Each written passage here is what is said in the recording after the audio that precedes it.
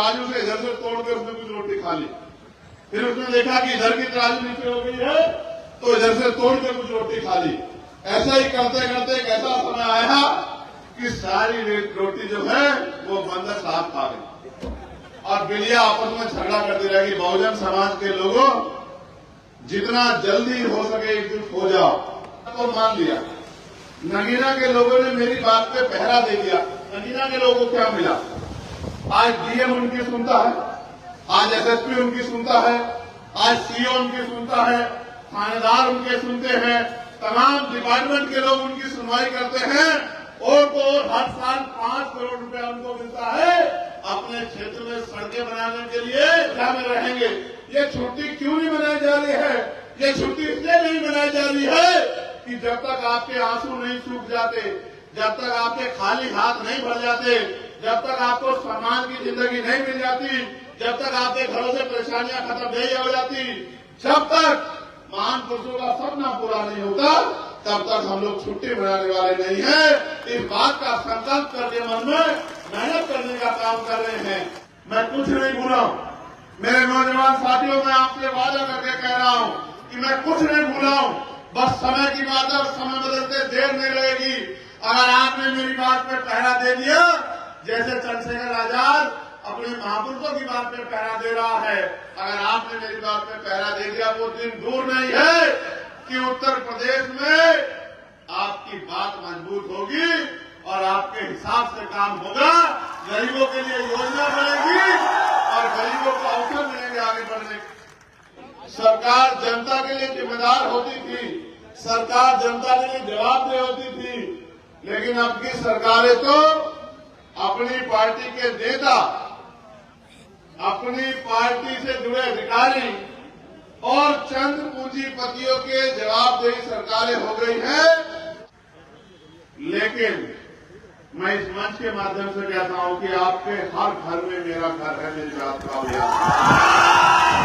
अगर आपका नेता नहीं तैयार होगा, आपका विधायक नहीं बनेगा, तो आपकी आवाज कोई नहीं उठाएगा। क्या कटहरी वालों अपनी आवाज उठाना चाहते हैं, उठाना चाहते हैं? बताओ।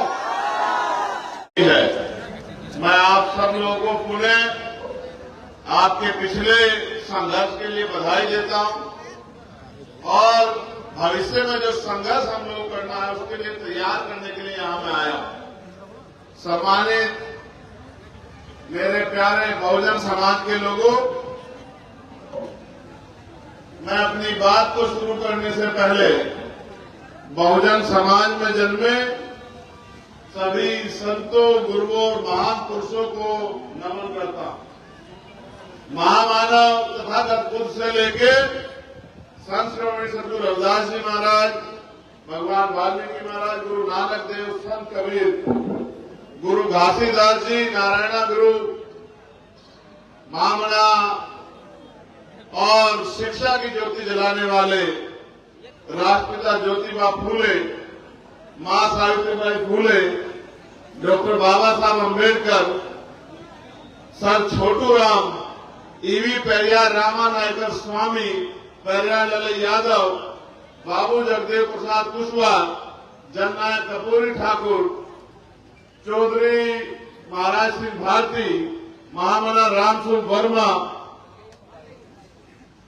संत राम बीए प्रजापति जी, बाबू श्रीदयाल चौरसिया जी, मान्यवर दीना माना वाल्मीकि जी और मान्यवर काशीराम साहब को भी नमन करता। मेरे बाईं तरफ ये जो बहुत बड़ा समूह है, मैं इनसे आग्रह करूंगा कि ये टूट जाएंगी बलिया, थोड़ा सा पीछे हो जाओ। और पुलिस की जरूरत नहीं पड़नी चाहिए। जब हमने कह दिया फिर तो हमारे कहते अपने आप हो जाना चाहिए, तभी फायदा है। अगर अपने आप 1 फीट का फासला बनाओ, 1 फीट का, तब तो फायदा है। और हमारे कहने के बाद में कहना पड़े तो फिर बेकार। और इधर उधर हमारी ये बहनें खड़ी है पुलिस की, इनसे पीछे हो जाओ, इनको सुरक्षा का माहौल होने दो, हट जाओ वहां सब लोग, पीछे हो जाओ, पीछे हो जाओ। ये तुम्हारी जिम्मेदारी, जो हमने तुम्हें सिखाया वो सीखना चाहिए। अगर हमारी सभा में किसी भी बहन को परेशानी हो जाए तो फिर हमें अपने ऊपर सोचना चाहिए। मैं धन्यवाद दूंगा प्रदेश अध्यक्ष जी सुनील कुमार चित्तौड़ जी को, प्रदेश महासचिव डॉक्टर आकिब जी को, प्रदेश संगठन सचिव विनय सागर जी को, प्रदेश संगठन सचिव भीम आर्मी निखिल राव जी को, मंडल अध्यक्ष अयोध्या राहुल भारती जी को, मंडल अध्यक्ष वाराणसी गोरखनाथ बोस जी को, मंडल अध्यक्ष गोरखपुर जंग बहादुर जी को, मंडल अध्यक्ष आजमगढ़ अब्दुल्ला खान जी को और मंडल अध्यक्ष वाराणसी यूथ विवेक कुमार राघव जी को, भाई अब्बास गाजी जी को, यहाँ के चुनाव के जो प्रभारी हैं गौतम प्रसाद जी को और जिलाध्यक्ष हमारे छोटे भाई जय सिंह राणा जी को और विधानसभा अध्यक्ष कटहरी मोनू जी को, माननीय राजेश कुमार जी को, राहुल प्रधान जी को, रामनाथ भारती जी को और जिन्होंने आज मुझसे तो उम्र में बड़े हैं और मैंने भी उनको बहुत लंबे समय तक सुना है मिशन के गीत गाते हुए, बड़े भाई श्रद्धेय किशोर कुमार पगला जी को, जिन्होंने आज आजाद समाज पार्टी में आस्था और विश्वास जाहिर किया है, मैं उनका भी बहुत बहुत स्वागत करता हूं। सम्मानित साथियों, 2 सभाएं आज और सभा जैसा माहौल तो आपने जहां से मैं हाईवे से उतरा था वहां से यहां तक आपने बना रखा, लेकिन आप इतनी बड़ी संख्या में आए हो और मेरी जिम्मेदारी ये है कि मैं आपको बताऊं कि अब आपको क्या करना है। बहुत लंबे चौड़े भाषण भी देने हैं, वो तो मैं लगातार देता आया, लेकिन अब जो है क्योंकि अब हालात पहले जैसे नहीं रहे। पहले सरकारों में सुनवाई होती थी, गरीब का ध्यान रखा जाता था, उनके महंगाई से लेकर जो समस्या उनके जीवन में होती थी उन पे काम होता था।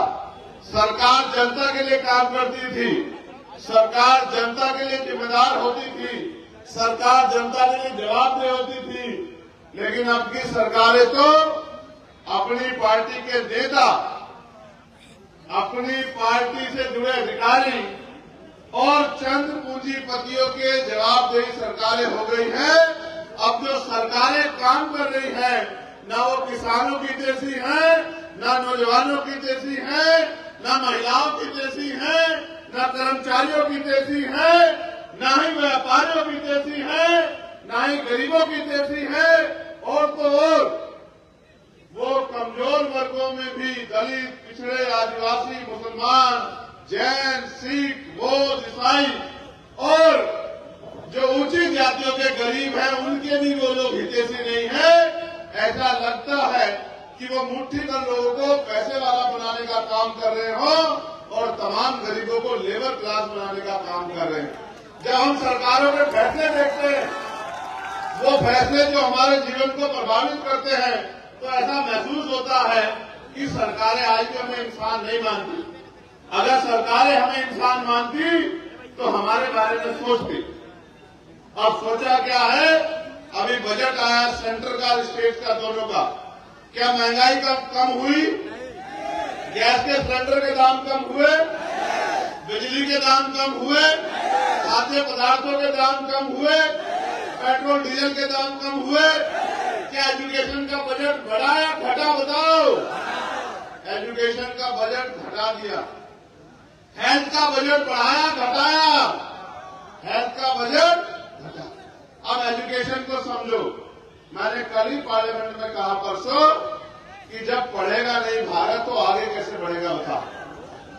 आपने एजुकेशन का बजट खत्म कर दिया। जो छात्रवृत्ति मिलती थी एससी एसटी ओबीसी के लोगों को, वो छात्रवृत्ति समाप्त कर दी। जो जीरो फीस का एडमिशन हो जाते थे, वो आपने जीरो फीस के एडमिशन बंद कर दिए। जब गरीब का बच्चा पढ़ ही नहीं पाएगा तो वो आगे कैसे बढ़ पाएगा, अपने परिवार को आगे कैसे बढ़ा पाएगा? क्या कोई मेहनत मजदूरी करने वाला आदमी, 200-400 रुपए कमाने वाला आदमी क्या एरोप्लेन में चलने का ख्वाब देख सकता है? क्या 200-400 रुपए की मजदूरी करने वाला आदमी इस देश में अच्छा भोजन, अच्छे कपड़े, अच्छा रहन सहन और खुशहाली की जिंदगी जी सकता है? आप मेहनत करने वाले लोगों के हाल देखो। मनरेगा में जो लोग काम करते हैं कितना पैसा मिलता है? कितना पैसा मिलता है? 230 रुपए के लगभग मिलता है। 10 ऊपर या नीचे। आप बताओ 250 रुपए में घर चलता है क्या? अभी मैं रास्ते में रुका था, वो कोई गांव था। गांव के लोगों ने एक टेंट की व्यवस्था करके मुझे रोक लिया। बहुत सारी महिलाएं बैठी थी। अगर पुरुष होते तो मैं हाथ जोड़ के चला आता, नौजवान होते तो आदेश देके चलाता। महिलाओं को, गांव को, बहनों को देख के रुक गया। मैंने उनसे पूछा कि बताइए, आप यहाँ इतनी बड़ी संख्या में बैठी हैं, आप रोजगार क्या है आपके यहाँ? तो उन्होंने मुझसे बताया कि हम पे जमीनें तो है नहीं, हम तो दूसरों के खेतों में काम करते हैं और कहीं हमें 150 रुपए मिलते हैं, कहीं 200 रुपए मिलते हैं, कहीं 180 रुपए मिलते हैं।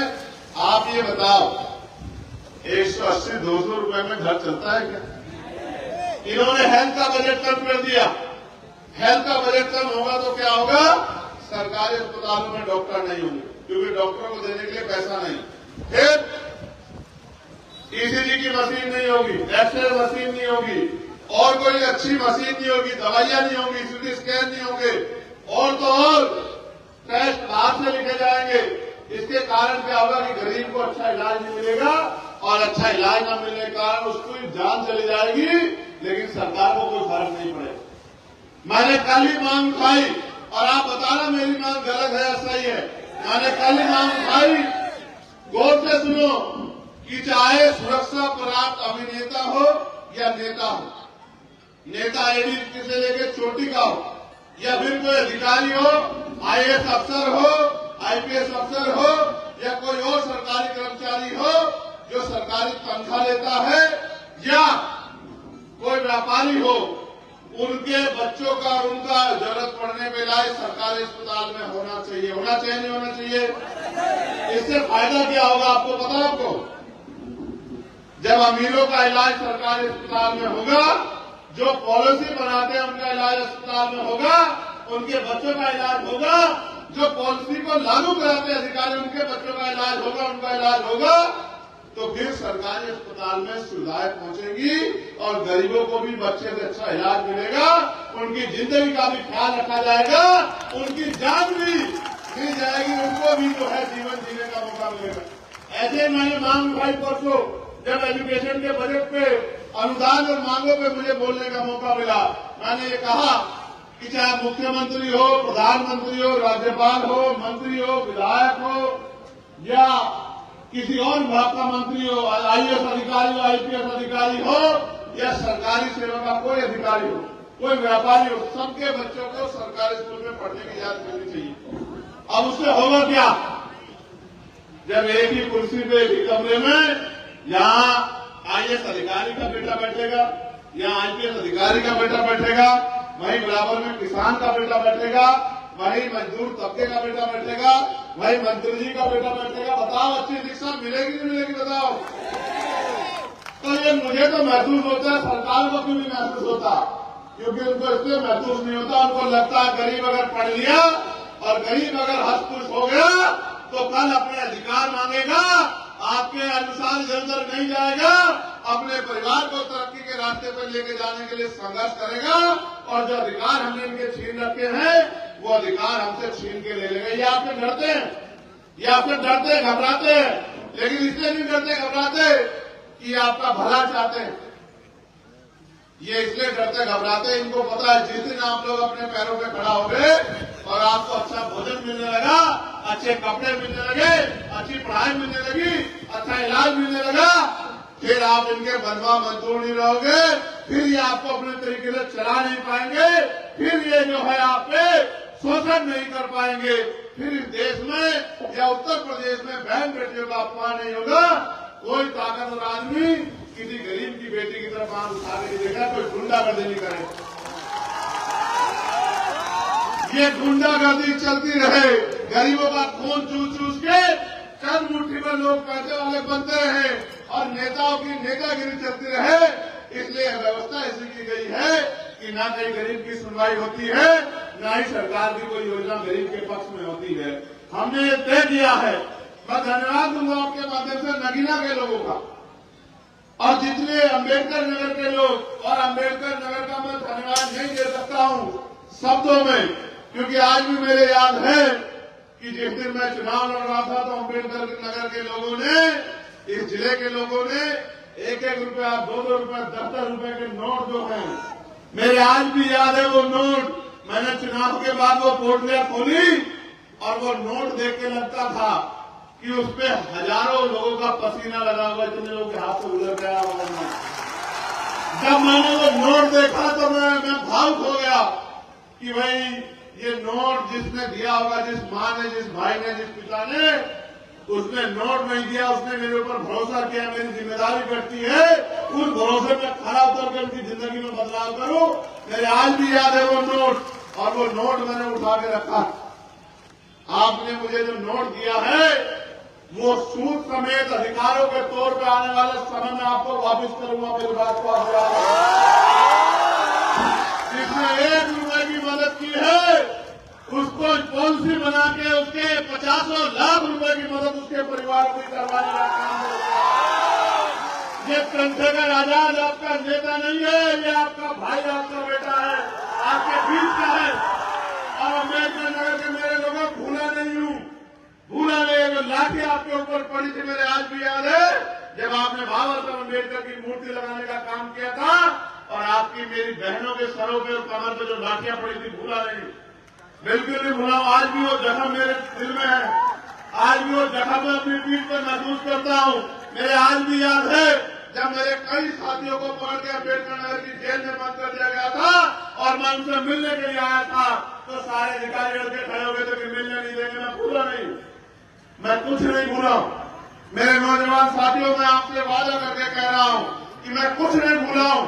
बस समय की बात है, समय बदलते देर नहीं लगेगी। अगर आपने मेरी बात पे पहरा दे दिया, जैसे चंद्रशेखर आजाद अपने महापुरुषों की बात पे पहरा दे रहा है, अगर आपने मेरी बात पे पहरा दे दिया, वो दिन दूर नहीं है कि उत्तर प्रदेश में आपकी बात मजबूत होगी और आपके हिसाब से काम होगा। गरीबों के लिए योजना बनेगी और गरीबों को अवसर मिलेंगे आगे बढ़ने।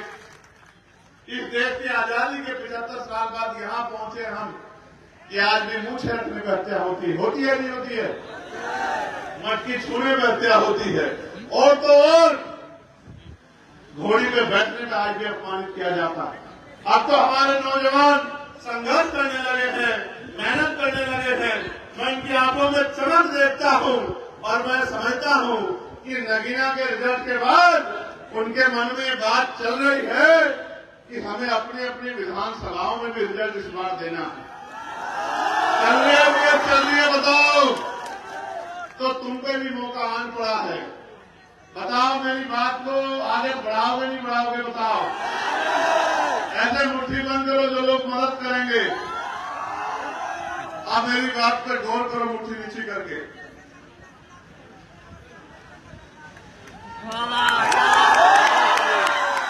मेरा एक घर बिजनौर है और एक घर मेरा वहां जहां मैं पैदा हुआ,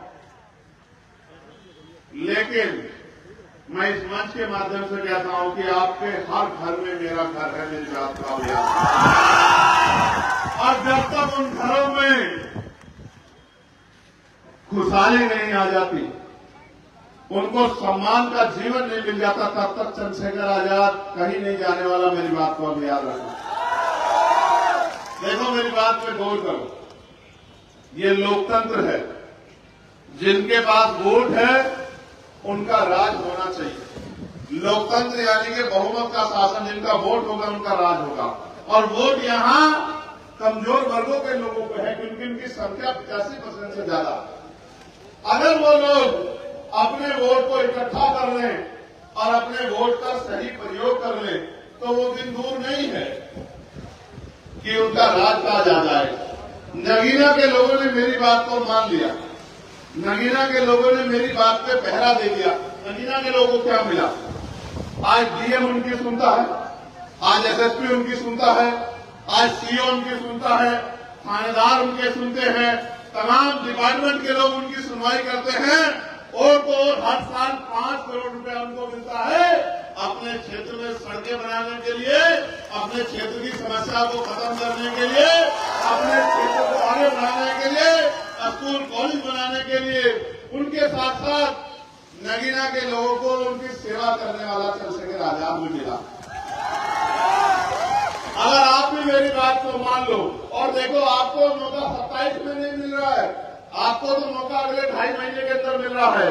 ये कटहरी विधानसभा में उपचुनाव है, ये कटहरी अंबेडकर नगर, ये हमारा दिल है, हमारा घर है, बहुजन मूवमेंट की सबसे मजबूत धरती है। आपने बहुत सारे लोगों को एमएलए बना दिया है, एक एमएलए आप लोग यहाँ आजाद समाज पार्टी का भी बना दो, लेकिन वो एमएलए ताली बजाने से नहीं बनेगा। वो एमएलए कब बनेगा? जब यहाँ खड़ा हर नौजवान और जिम्मेदार व्यक्ति ये महसूस कर ले और मन में ठान ले कि हमें एक एक आदमी को आज से जाकर तैयार करना है। हजारों की संख्या में हम लोग यहाँ हैं।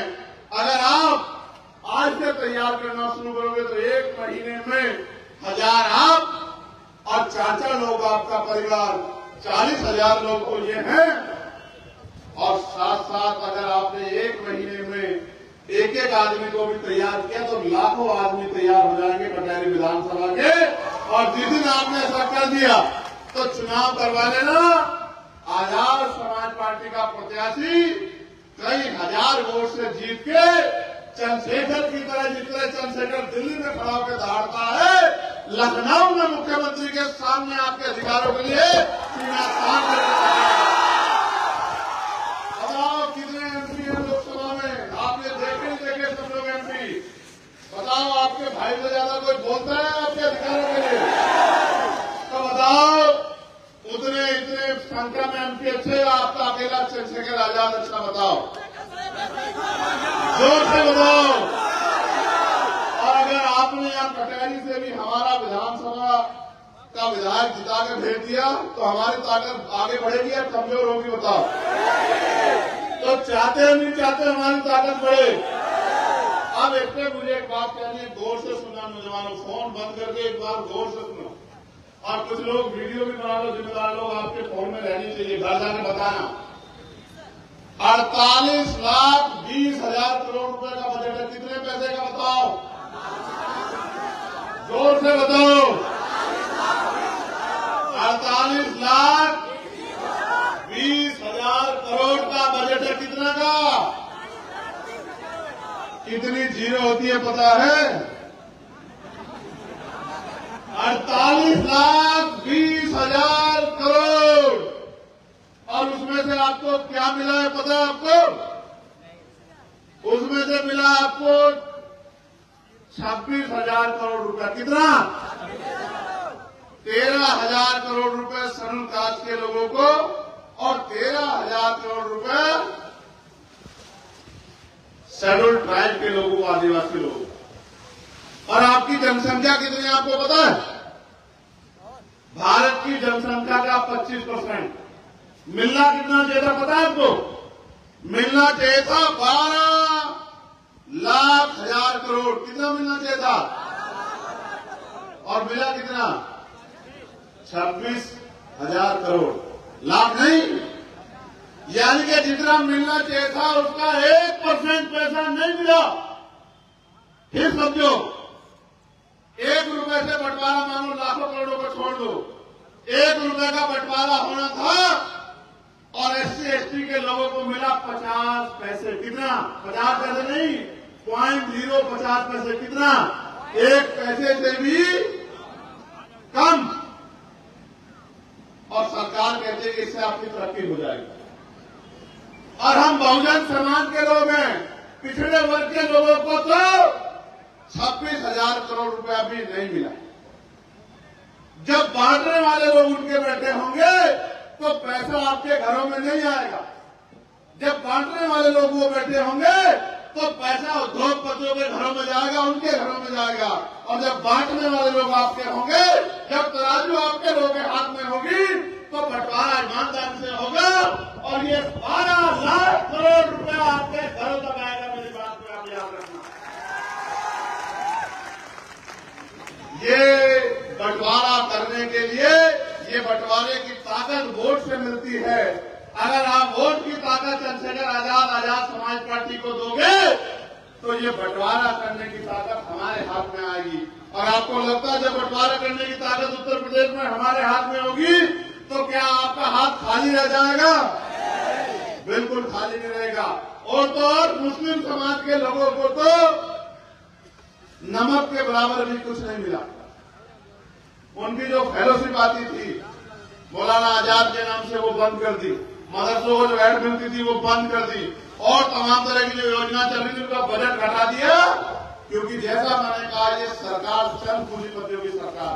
तो हमने नारा दिया और किशोर कुमार पगला जी यहाँ बैठे हैं और हमारे नेता सुनील कुमार चित्तौड़ जी भी एक नारा मानव कांचीराम साहब ने दिया था कि वोट हमारा, राज तुम्हारा, नहीं चलेगा नहीं चलेगा।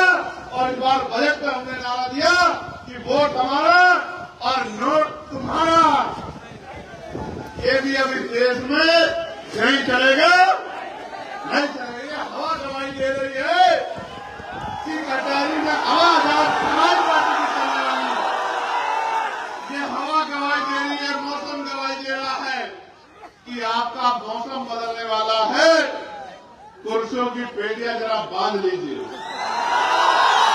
और ये हवा गवाही दे रही है कि अब हवा उत्तर प्रदेश में गरीबों की चलने वाली है, कमजोरों की चलने वाली है, बहुजन समाज के लोगों की चलने वाली है। और अब बहुजन समाज के लोग ताकतवर होके ये किसी दूसरे के हाथ बंटवारा नहीं कराएंगे। मुझसे किसी ने पूछा कल कि भाई ये जो बंटवारा हो रहा है इसको कैसे समझते हो? मैंने कहा ये बहुजन समाज के लोग बड़े सीधे हैं और ये सोचते हैं कि कोई दूसरा बंटवारा करेगा तो ईमानदारी से इनको दे देगा। मैंने एक किस्सा इनको सुनाया कि एक बार 2 बिल्लियों में रोटियों के बंटवारे को लेकर झगड़ा हो गया। तो बिल्लियों ने जिम्मेदारी दी बंदर को कि लो भाई आप हमारी रोटियों का बंटवारा कर दो। बंदर ने कहा ठीक है लिया।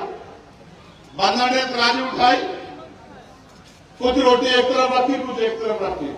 अब वो कौन सा बहुत तराजू तोड़ने वाला था, तो उसने देखा इधर तराजू नीचे हो गई है तो तराजू से इधर से तोड़ के उसने कुछ रोटी खा ली। फिर उसने देखा कि इधर की तराजू नीचे हो गई है तो इधर से तोड़ के कुछ रोटी खा ली। ऐसा ही करते करते एक ऐसा समय आया कि सारी रोटी जो है वो बंदर साहब खा गई और बिल्लियां आपस में झगड़ा करती रहेगी। बहुजन समाज के लोगों जितना जल्दी हो सके एकजुट हो जाओ, क्योंकि आने वाले कल में जिस तरह से सरकारी स्कूल बंद हो रहे हैं और बड़े बड़े प्राइवेट स्कूल खुल रहे हैं, ना तो गरीब का बच्चा पढ़ पाएगा।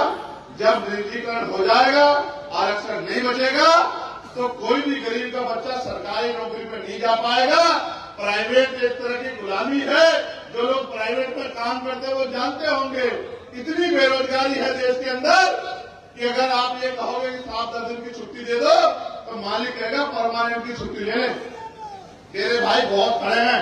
अगर आप कहोगे 7-10 रुपए बढ़ा दो तो कहेगा कहीं और नौकरी देख ले। प्राइवेट एक तरह का गुलामी है, सरकारी सिस्टम में अधिकार है। इसलिए मैं आपसे कहता हूं अगर अधिकार बचाने तो तैयार हो जाओ। और हम तो सबकी लड़ाई लड़ रहे हैं। आशा बहने हो, आंगनबाड़ी बहने हो, भोजन माता बहने हो, ग्राम सेवक हो, बीएड के बच्चे हो, बीटीसी के बच्चे हो, पीआरडी के जवान हो, होमगार्ड के जवान हो और कोई भी विभाग के लोग हो, अर्धसैनिक बल हो, पुरानी पेंशन का मामला हो या उनका मानदेय बढ़ाने का मामला हो, और तो और जो पुलिस के साथी हमारे खड़े हैं, इनके लिए भी हम लोगों ने लड़ाई लड़ने का काम किया। हमने पार्लियामेंट में इनके लिए भी आवाज उठाई कि इनकी ड्यूटी भी 8 घंटे की होनी चाहिए और बॉर्डर स्कीम खत्म करके इनको भी सप्ताह में 1 दिन छुट्टी मिलनी चाहिए। इनकी वेतन विसंगति दूर होनी चाहिए। हम तो हर व्यक्ति की आवाज उठाने के लिए पार्लियामेंट में हैं, लेकिन मैं आपसे कह रहा हूं अगर आपका नेता नहीं तैयार होगा, आपका विधायक नहीं बनेगा तो आपकी आवाज कोई नहीं उठाएगा। क्या कटहरी वालों अपनी आवाज उठाना चाहते हैं, उठाना चाहते हैं? बताओ तो बताओ, मदद करोगे नहीं करोगे? तो बताओ यहाँ से जाके सो जाओगे या जाके मेहनत करोगे? बताओ ऐसे जैसे आज आए हो ऐसे घर से निकल के काम करोगे या चैन से पढ़ के सो जाओगे? बताओ, जोर से बताओ। अगर करोगे मेहनत तो मिलेगी ताकत और नहीं करोगे मेहनत तो जो दया में रोटी सूखी मिलेगी उसको खा के टाइम काटते रहना। अब साहब अम्बेडकर के प्रयासों से अब इतने तो आगे बढ़ गए हो कि अपने अधिकारों को समझने लगे हो, तो अब तो समझदारी दिखा लो। अब तो समय आ गया, अब तो कुछ ऐसा नहीं बचा। अब तो वोट की ताकत से अपनी ताकत बना सकते हो, नहीं बना सकते हो? अब तो अपने पिछड़े समाज के भाइयों को जोड़ सकते हो, नहीं जोड़ सकते हो? देखो, मैंने अपना काम आके अपनी जिम्मेदारी के तौर पे जो अभी तक मेरी ड्यूटी लगी है मैंने अदा कर दिया। मैंने छुट्टी नहीं बनाई।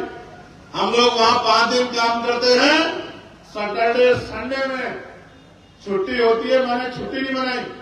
पिछले हफ्ते की छुट्टी हमने, एक दिन हम लोग इलाहाबाद रहे और दूसरे दिन संडे के दिन हम लोग मिर्जापुर रहे। और इस हफ्ते के हमने दोनों दिन, एक आज आपके यहाँ अम्बेडकर नगर में है और कल अयोध्या में रहेंगे। ये छुट्टी क्यों नहीं मनाई जा रही है? ये छुट्टी इसलिए नहीं मनाई जा रही है कि जब तक आपके आंसू नहीं सूख जाते, जब तक आपके खाली हाथ नहीं भर जाते, जब तक आपको सम्मान की जिंदगी नहीं मिल जाती, जब तक आपके घरों से परेशानियां खत्म नहीं हो जाती, जब तक महान पुरुषों का सपना पूरा नहीं होता, तब तक हम लोग छुट्टी मनाने वाले नहीं हैं। इस बात का संकल्प करके मन में मेहनत करने का काम कर रहे हैं। इसलिए मैं आपसे उम्मीद करता हूं, कटहरी में हमारी दूसरी सभा भी है, लेकिन आज जो लोग यहाँ मौजूद हैं और जो नेता जिनकी ड्यूटियां लगी है, उन सबसे मैं कह रहा हूं, अगर अभी नहीं तो कभी नहीं। अगर इस बार आप नहीं कर पाए तो आने वाले समय में मुझे नहीं लगता कि आपके पास मौका बचेगा कि आप अपनी ताकत बना सको। इसलिए मैं आपसे कहना चाहता हूं, इसी बार आपको महान पुरुषों को, सपने को आगे बढ़ाते हुए और आजाद समाज पार्टी के प्रत्याशी को जिताने के लिए उतनी मेहनत करनी है जितनी मेहनत मैं कर रहा हूं। बताओ, करोगे नहीं करोगे? दोनों हाथ में से उठाओ, मुट्ठी बंद करके जोर से मुट्ठी बंद करो। इतनी जोर से बंद करो कि आपके हाथ में रखा हुआ सामान गिर ना जाए। बताओ, ऐसे ताकत बना लोगे नहीं बना लोगे?